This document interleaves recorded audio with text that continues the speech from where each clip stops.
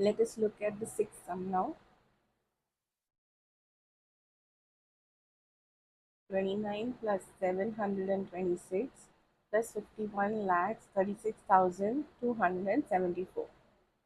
So how will we write this? 29 plus 726 plus 51 lakhs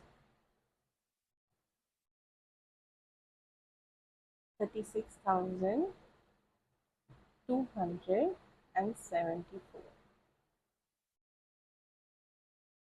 Let's start adding. Start from the ones place.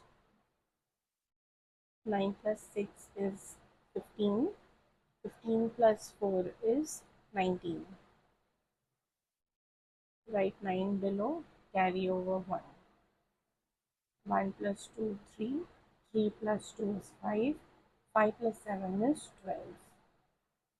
Write 2 below, carry over 1. There's nothing over here, which means there's a 0. 1 plus 0 plus 7 is 8. 8 plus 2 is 10. Write 0 below, carry over 1.